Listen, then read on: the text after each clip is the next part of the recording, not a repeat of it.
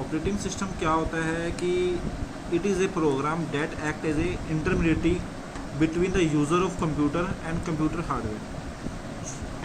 कि हमारे जो ऑपरेटिंग सिस्टम क्या होगा कि जो हमारे यूज़र और कंप्यूटर के बीच में जो इंटरफेस करता है, जो बीच में होता है, तो उसको हम ऑपरेटिंग सिस्टम कहते हैं।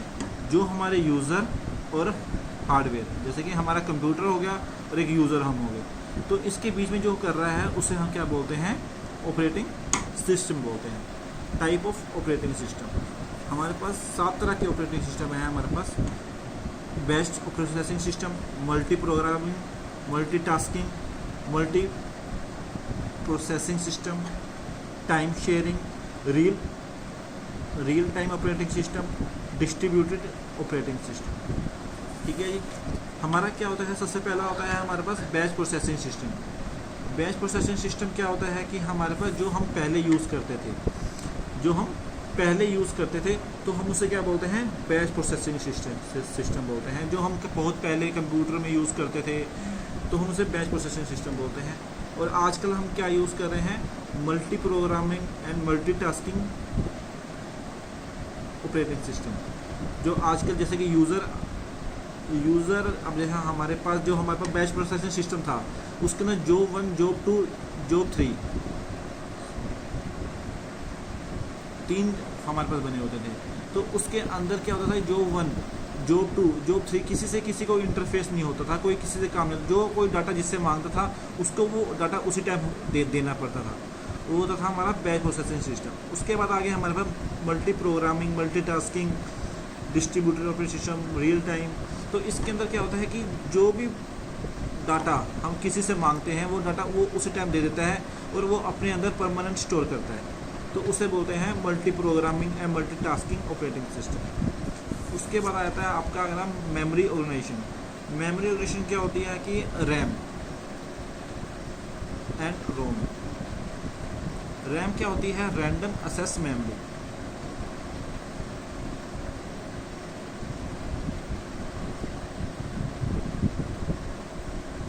रोम क्या होती है?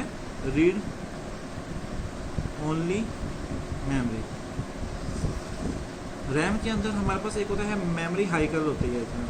मेमोरी क्या होती है कि computer memory should be the fast. जो मेमोरी होती है वो काफ़ी ज़्यादा फास्ट होती है, लार्ज होती है और एक चीप होती है, मतलब बहुत सारा सस्ती होती है। अगला आता है memory हाइकल is a obtain the highest possible assess the speed while maximum the total cost of memory system. मतलब कि हमारे जो कंप्यूटर के अंदर जो सब कुछ होता है, जैसे कुछ भी हम स्टोर करते हैं, तो वो कहाँ स्टोर होता है? हमारा मेमोरी में होता है, रैम के अंदर। जो टेम्परेली जो हमारे इसमें सेव होगा वो हम रैम के अंदर सेव करते हैं टेम्परेली। और इसके अंदर मैं डायग्राम बना रखा है, देखो मैंने एक। इसके अंदर हमारे पास बना हुआ है फर्स्ट हमारा जो डाटा होता है वो रजिस्ट्री के अंदर सेव होता है। उसके बाद कैशे मेमोरी में आता है, उसके बाद मेन मेमोरी में आता है, फिर डिस्क में आता है, फिर मैग्नेटिक डिस्क होती है, फिर मैग्नेटिक टेप होती है। जो डाटा है हमारा टॉप से लेकर बॉटम तक आता है, मतलब ऊपर से लेकर नीचे तक आता है हमारा। मेन मेमोरी क्या होते हैं? It store the data and program during the computer operation. मतलब कि इसके अंदर क्या होता है कि कंप्यूटर के अंदर सारा डाटा हमारा स्टोर होता है, कंप्यूटर के अंदर स्टोर होता है। और किसके अंदर होता है? हमारी रैम के अंदर। It use the semiconductor technology hence known as semiconductor memory. इसे हम सेमीकंडक्टर टेक्नोलॉजी बोलते हैं और सेमीकंडक्टर मेमोरी भी बोलते हैं। इसे हम दो चीज़ें बोलते हैं। देखो सेमीकंडक्टर मेमोरी क्या होती है? सेमीकंडक्टर मेमोरी क्या होती है? सेमीकंडक्टर के अंदर दो तरह की मेमोरी होती है। एक होती है वॉलेटेड मेमोरी और एक होती है नॉन वॉलेटेड मेमोरी। वॉलेटेड मेमोरी के अंदर होता है रैम। रैम मतलब बताया था मैंने आपको पहले, रैंडम एक्सेस मेमोरी।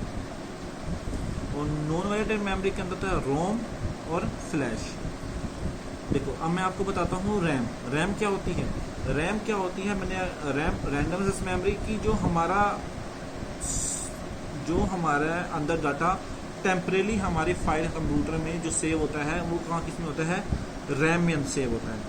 रैम अगर हमारे देखो पता होगा आपको कि कभी कभी हमारा जैसे डाटा डिलीट हो जाता है तो हम उसको रिकवर करते हैं, तो वो कहाँ से रिकवर करते हैं?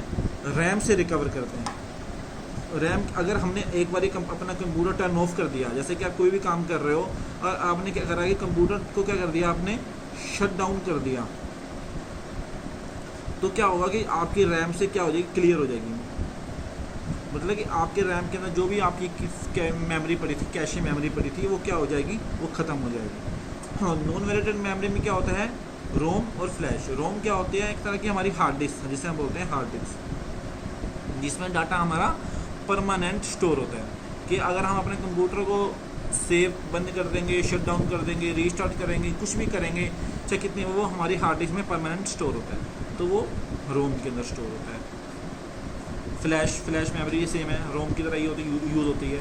और देखो रोम के अंदर एक चीज़ और होती है, रोम आगे रोम के अंदर होता है EPR रोम, PR रोम और EPR रोम, ये चीज़ होती है हमारे, ये होती है मेमोरी की